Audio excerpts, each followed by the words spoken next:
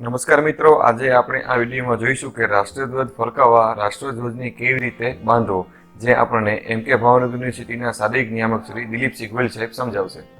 બાંધો એટલે હંમેશા કેસરી કલર ઉપર જ જાય છે. બરોબર. હવે છે આપણે એને કઈ રીતે ઘડ વાળવાની છે તો જોવાનું કે આ બાજુ કોઈ પણ જગ્યાએ તમે પેલા ગ્રીન પકડો, આ પકડો, એ કોઈ અગત્યનું નથી. બરોબર. આપણે દર વખતે કે આપણે આ રીતે પકડીએ આપણે તો પણ પકડો તો ગ્રીન એ રીતે પકડાય. બરોબર. પછી છે આને આ રીતે પછી આ રીતે અને તમે એકદમ જોજો. હવે જોજો પેલા કેસરી આવતો હવે શું થઈ ગયું? ગ્રીન. એટલે એ કોઈ કેસરી આવે આમ કરો તો કેસરી થઈ જશે. તમે કોઈ પણ રીતે તમે મૂકી શકો, એટલે તમે કોઈ રીતે કરી શકો. ઓકે. હવે એમને 4 કે 5 આંગળના આખી ઘડ વાળતા વાળતા આ બાજુ આવી જવાનું. આ બાજુ વાળા સ્થિર રહેવાનું. જે બાજુ દોરી બાંધવાની છે એનો છેડો છે એ પહેલા એક બાજુ જ રહેશે, બાકી સામેના છેડાથી એ ઘડ આ રીતે 4 આંગળની છે એ એનો ફિટ કરતા કરતા આગળ આવવાનું. ઓકે. હવે જોજો તમે આ ખૂબ મોટું. હવે જો આમ કરવા જાઓ અને અહીંયા ઉપરની દોરી આવે તો શું થઈ છે? ધ્વજ ઉલટો ફરકાશે તો સજા પણ થાય. હવે આ છે એને આમ કરી દેવાનું. એટલે આ ધ્વજ છે એ અહીંયા ઉપરની દોરી, જેથી પહેલેથી દોરી પાઇપની સાથે આમ પસાર થયેલી છે ગરેડીમાંથી, એટલે આ ઉપરનો છેડો છે. એટલે હંમેશા એક ધ્યાન રાખવાનું ઉપરનો દોરો.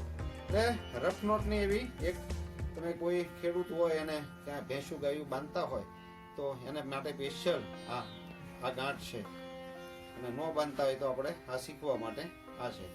હવે આ બરોબર જોજો, આને એની પાછળથી મેં કાઢી છે, આની પાછળ, તો તમને ખ્યાલ આવે કે આ અહીંથી પાછળ. હવે આને હું નીચેથી લઈ જાઉં છું, નીચેથી લઈ જાઉં છું. પછી આ બાજુની દોરી છે ને એનાથી નીચેથી લઈ જવાની છે. તમે જોજો, ઉપરની દોરીથી નીચે લઈ જવાની છે ને નીચેની દોરીથી પણ નીચે લઈ જવાની છે. જોજો આ નીચેની દોરી.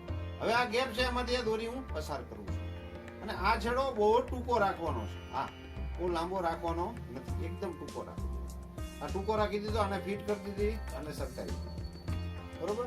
હવે આપણને એમ છે કે આપણે એક ત્યારે ઘણી ફેરી આવું છૂટી જાય, અહીંથી આ છૂટી ગયું હોય તો પણ આખું સક્સેસ આપણે જતા નથી. તો એની બીજી સેફટી નોટ કહીએ આપણે, એક સેફટી નોટ એને વાળી દઈએ છીએ અને એને ફિટ કરી દઈએ. હવે આને કશું કોઈ દિવસ કાંઈ થાય નહીં. આ ઉપરની દોરી છે એટલે આ ઉપર બંધાઈ ગયું. હવે નીચેની દોરી છે. નીચેની દોરી એકદમ સિમ્પલ. તમે જોજો, પહેલા હું ડાબા હાથમાં છે જ્યાં આપણે નોટ લગાવવાની છે એ હાથમાં રાખું છું, અને જે દોરી છેડો છે એ જમણી બાજુનો, અને નીચેથી પસાર કરું છું. જોજો બરોબર, નીચેથી પસાર કરીને પાછળથી લઈ જાઉં છું. પાછળથી લઈ અને હવે બરોબર જોજો, એને અહીંથી અંદર લઈ જાઉં છું અને આ છેડો પકડી રાખું. અને કોઈ સેફટીની જરૂર નથી, ક્યારેય નહીં છૂટે. પણ આ બહુ જ મજબૂત જોયો એના માટે. હવે આ બે થઈ ગયું. હવે જે ઉપર ધ્વજ લઈ જવા માટે દોરી બાંધવાની એ અગત્યની છે. આપણે ફરીવાર આ જોજો, પાછળથી આ કાઢ્યો છે, અહીંથી આ અને અહીંથી આમ પસાર કરો, નીચેથી પસાર કરી દેવાનો. કાં તમે આમ પકડી રાખો અને આ દોરી અહીંથી લઈ જવાની, આટલો છેડો પકડવાનો અને આને ખેંચવાનો. અને આ સેન્ટરમાં જોયો, આ છેડે એવું નહીં, આ સેન્ટરમાં છે એ જોવાનું અને એને ટાઈટ કરી દેવાનું.